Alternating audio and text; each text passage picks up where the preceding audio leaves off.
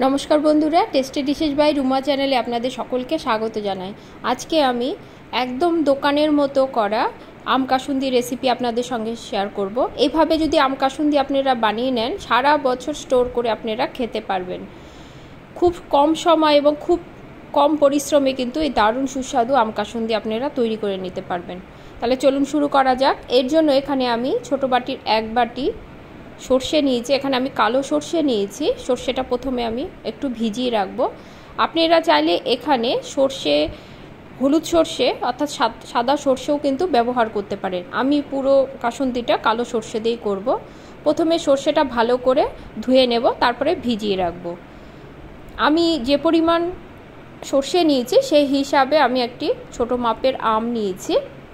আমগুলো ছোট ছোট টুকরো করে কেটে নেব। আপনারা যদি বেশি পরিমাণে করতে চান সেক্ষেত্রে আমের পরিমাণটা কিন্তু একটু বাড়িয়ে দেবেন। আমটা আমার ডুমো ডুমো করে কাটা হয়ে গেছে। সরষেটাও আমি ভালো করে ধুয়ে নিয়েছি। এবার একটি মিক্সির বাটির মধ্যে দিয়ে নেব। এবার এর মধ্যে দিয়ে দেব টুকরো করে কেটে রাখা আমটা।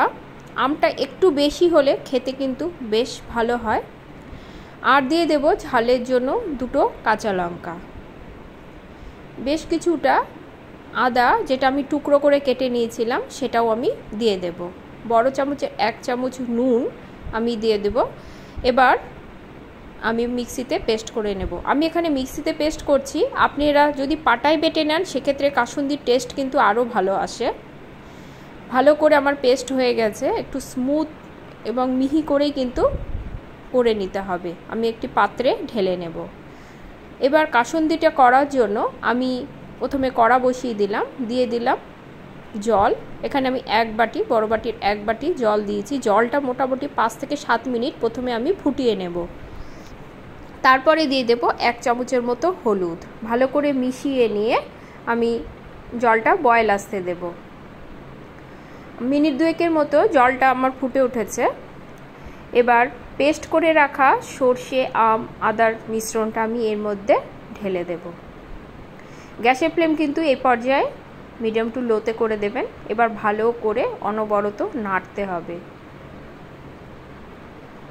দেখুন আস্তে আস্তে কিন্তু এটা বেশ ঘন হয়ে আসবে। সুতরাং ভালো করে যে সরষের যে দানাটা থাকবে সেটা যেন না থাকে, ভালো করে মিশিয়ে নিতে হবে।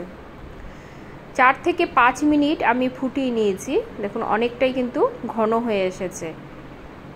যত ঠান্ডা হবে কাসুন্দি কিন্তু তত ঘন হবে। 5 মিনিট পরে আমি এর মধ্যে দিয়ে দেব ছোট কাপের 1 কাপ ভিনিগার। ভিনিগারটা দিয়ে আবারও ভালো করে মিশিয়ে নেব। ভিনিগারটা দিলে কাসুন্দি কিন্তু অনেক দিন ভালো থাকে। মিনিট 2 মতো ভিনিগারটা দিয়ে আমি ফুটিয়ে নেব। তারপরে দিয়ে দেব 1 বাটি তেল। এখানে আমি ছোট বাটির 1 বাটি সরষের তেল দিয়ে দেব। সরষের তেলটা কিন্তু অবশ্যই কাঁচা হবে। আবারও ভালো করে এবার মিশিয়ে নেব। তেলটা দেওয়া মাত্রই দেখুন কাসুন্দির কালারটা কতটা সুন্দর এসেছে।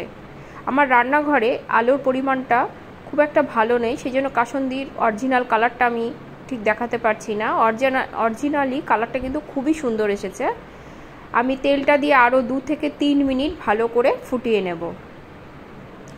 কাসুন্দি যত ঠান্ডা হবে তত ঘন হবে। সুতরাং একটু জলের পরিমাণটা প্রথমে বেশিই দেবেন, দিয়েই কিন্তু কাসুন্দিটা একটু পাতলা পাতলা করবেন। 3 থেকে 4 মিনিট হয়ে গেছে। আমি গ্যাসটা বন্ধ করে ঠান্ডা হতে দেব। 3 থেকে 4 মিনিট পরে আমি আপনাদের দেখাচ্ছি। দেখুন কতটা ঘন হয়ে গেছে। আর কালারটা আশা করি আপনারা বুঝতে পারছেন কতটা সুন্দর হয়েছে। এভাবে আপনারা কাসুন্দি করে কিন্তু সারা বছর স্টোর করতে পারেন। কাচের বয়ামে রেখে দিতে পারেন এবং নর্মাল ফ্রিজ টেম্পারেচারে রেখে দেবেন। বাজার থেকে এই পরিমাণ কাসুন্দি যদি কিনতে চান কত দাম পড়বে আপনারা বলুন তো। রেসিপিটি কেমন লাগলো কমেন্টে কিন্তু অবশ্যই জানাবেন।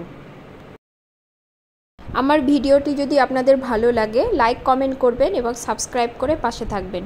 পাশে থাকা বেল আইকনটি কিন্তু অবশ্যই প্রেস করবেন। আজ তাহলে এ পর্যন্তই। সকলে ভালো থাকবেন। ধন্যবাদ।